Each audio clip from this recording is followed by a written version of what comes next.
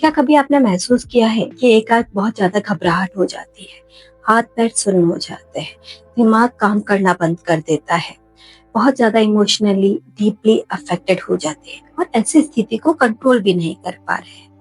नमस्ते, मैं डॉक्टर अनीता गौतम, मनोचिकित्सक Gautam hospital and research centre से जयपुर से और आज इस वीडियो में हम इसी के बारे में डिस्कस करेंगे। अगर वीडियो पसंद आए तो प्लीज लाइक और चैनल को सब्सक्राइब जरूर करें। देखिए, पिछले वीडियो के अंदर मैंने बताया था कि हमारा ब्रेन ही हमारा कंट्रोल सेंटर है। हमारी पूरी बॉडी के फंक्शंस ब्रेन ही कंट्रोल करता है और ब्रेन के different parts different different functions को कंट्रोल करते हैं। पर आज हम ब्रेन के सिर्फ दो पार्ट्स पर फोकस करेंगे। पहला पार्ट है प्री फ्रंटल कॉर्टेक्स। ये बेसिकली हमारा रीजनिंग सेंटर है। हमारा सोचना, समझना, निर्णय लेना, काम किस तरीके से करा जाए, कब किया जाए, ये सारे जो रीजनिंग के काम है प्री फ्रंटल कॉर्टेक्स का है।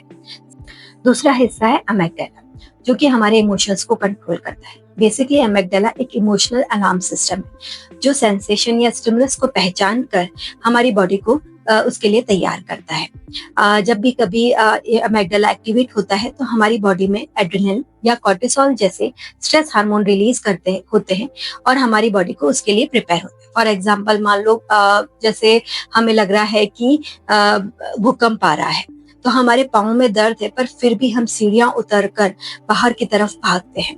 उस समय इतनी एनर्जी, इतना एकदम से एक्टिवेशन कैसे होता है? वो इसी अलार्म सिस्टम की वजह से होता है जो हमारी बॉडी को फ्लाइट या फाइट मोड के लिए प्रिपेयर कर देता है और हमारी सारी एनर्जी हमको कि हमें उस समय सोचना कि या तो हम लड़े या फिर उस सिचुएशन के अंदर हम वहां से भाग जाए।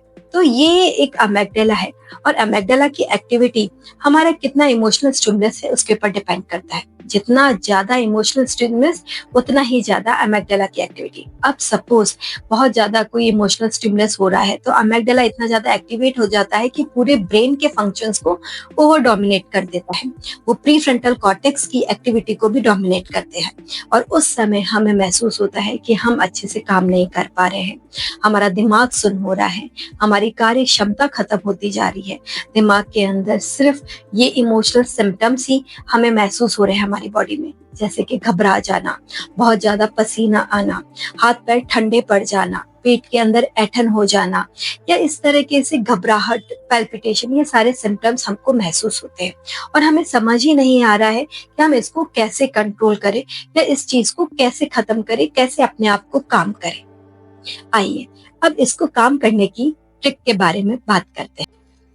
इमोशंस तो हैं और इतने ज्यादा जब हम इमोशनल ओवरवेल्म्ड हो जाते हैं तो उसको काम करने के लिए जो ट्रिक है वो है ग्राउंडिंग टेक्निक। ग्राउंडिंग टेक्निक के अंदर हम अपने आप को, अपने जो आसपास का हमारी सराउंडिंग है, हम अपना ध्यान उस सराउंडिंग पे फोकस करते हैं।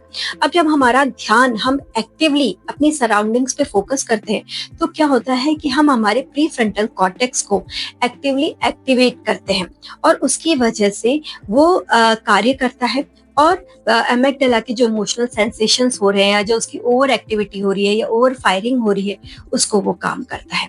सबसे इसको किस तरीके से करे, देखिए, सबसे पहले तो जो हमारे सेंसेशंस हैं, जैसे कि हमारी आंखें, हमारे कान, हमारे नाक और हमारी त्वचा, मतलब जो 5 सेंसेशन होता है ना, टच, हियर, स्मेल, टेस्ट, बस इसी के ऊपर ये ग्राउंडिंग टेक्निक है।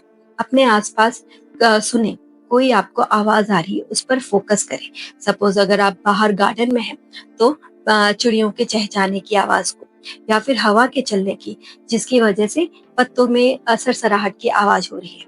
अगर आप घर पर है तो अगर फैन चल रहा है तो फैन के चलने की आवाज के ऊपर कंसंट्रेट करें या कोई एक पर्टिकुलर आवाज को ध्यान से सुने विदाउट किसी जजमेंट। सिर्फ सुने और उसको महसूस करें, उसके ऊपर फोकस करें। या फिर जैसे अगर आप घर पे है, आपके पास फोन अवेलेबल है तो आपके फोन के अंदर जो आपका फेवरेट म्यूजिक है उसको चलाकर उसे सुने तो आप उससे काम डाउन होंगे। और इनफैक्ट म्यूजिक सुनने से तो एक बहुत अच्छी तरीका है कि आपकी कोई फेवरेट या कोई अच्छी मेमोरी उस सॉन्ग से जुड़ी है तो वो अपने आप आपके दिमाग के अंदर फ्लैशबैक होगी। दूसरा है आपकी आंखें।